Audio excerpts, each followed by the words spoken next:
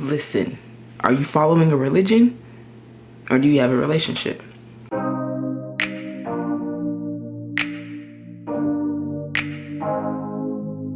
What's up, guys? Welcome to the club where everybody's welcome and anybody can join. If you are new to the club, welcome. And if you have been here, thank you for coming back. I'm really grateful that you clicked on this video, and I hope you decide to join by subscribing and turning on that bell so that you get notified whenever we have more club meetings.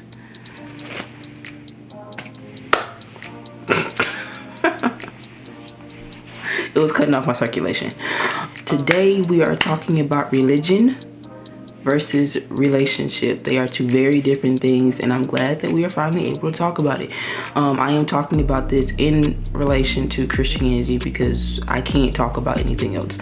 I like definitions, you like definitions. Well, I don't know if you like definitions or not, but that's how we explain things on this channel. So we have clear, concise definitions. All right, so the definition of religion is the belief in and worship of a superhuman controlling power, especially a personal god or gods.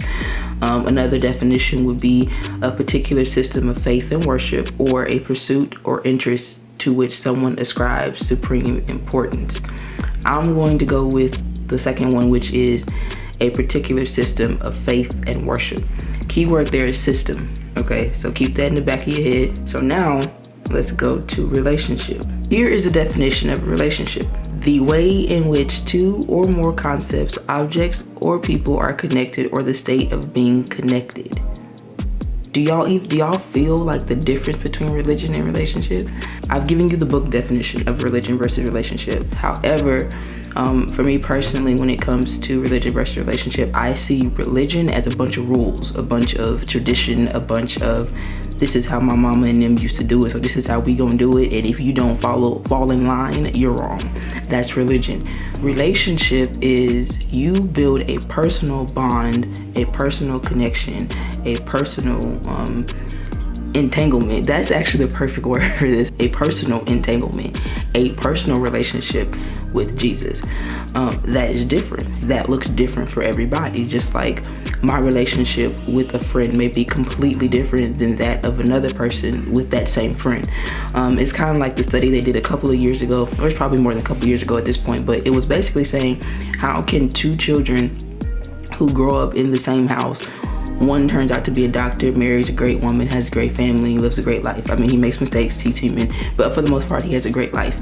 The other child grows up and becomes a mass murderer. They grew up in the same house, but they had different outcomes because they had different perspectives.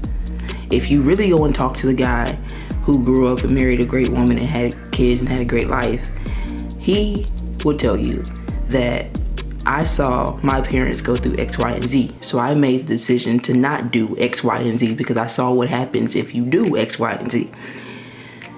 The other guy who became a mass murderer, if you go and talk to him, he'll tell you that I saw my parents do X, Y, and Z. So because I saw my parents do X, Y, and Z, I'm going to do X, Y, and Z.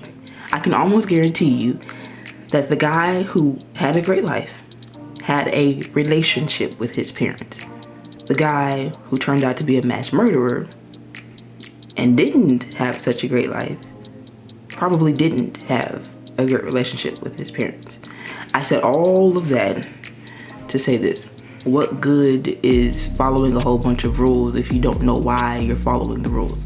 If you don't know what you're getting out of it, if you don't know the why, it always, as little kids, you know, especially in the African American community, it's always been do it because I'm your mama, do it because I told you to. But you get to a certain age where the roles start to shift, and it's the same way with God. God is our heavenly father, right? And then we have our parents who are our natural mothers and fathers. And so after a while, you want to know the why. You want to build a relationship with that person. You want to build a bond with that person so that you know when you hear the voice of God.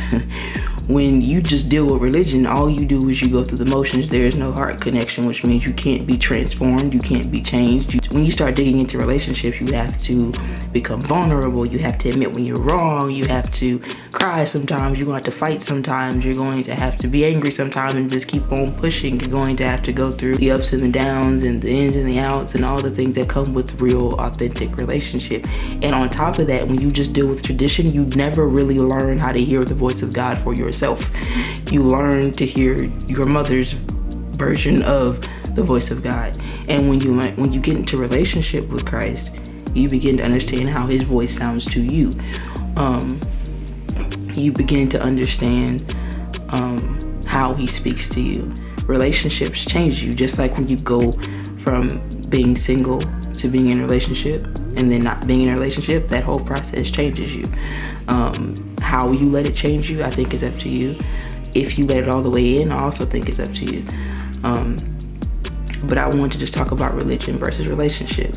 For those of you who feel like you can't be a Christian and be a believer if you don't go to church every Sunday, religion, those are the traditions of the faith. It's tradition that you go to church every Sunday, that you go to Bible study on Wednesday, that you join some organization of the church. You don't have to do any of those things. All you have to do is open up your heart and let Christ in and let him do what he does best in your life. Now, sometimes that may make you want to go to church every Sunday, which is fine. There's nothing wrong with that. But if you are that person who goes to church every Sunday and you see no changes in your life, and you see no forward movement, if you see no progression, if you see no positive change in your life, you are operating in religion. If you're getting all this wonderful, great word, and you aren't seeing any changes internally or externally, religion, sis. Religion, sir. People just try to make you feel bad because you don't practice the religion the way they do. I'm not here to get into all the denominations. I am not here to get into all of the traditions of those denominations and traditions of the black church and all of that jazz. I am just simply here to tell you, please get your own personal relationship with Jesus. Relationship. That's what's going to save you from a lot of heartache in this life, is to have a personal relationship with Jesus.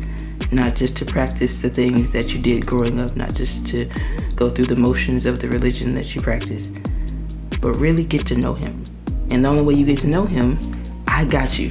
I'm gonna connect this to the other video I did. The only way you really get to know Jesus is his word. His word, because he is the word. That's John 1:1. He is the word. Before him, there was nothing else. He is the word. So if you really want to get to know him, if you really want to build a personal relationship, and keep your ears open and keep your heart open, and I promise you, he will not let you down. He won't. He won't. I promise you, he won't let you down. Happy Friday, y'all. Happy Friday. That's all for this video. Thank you so much for watching. If you enjoyed this video, do me a huge favor and let me know what you want to see from me down in the comments. Don't forget to like, comment, and subscribe, and turn on that bell so that you get notified whenever we have more club meetings. Until next time, stay safe out here. I love you. I'm out.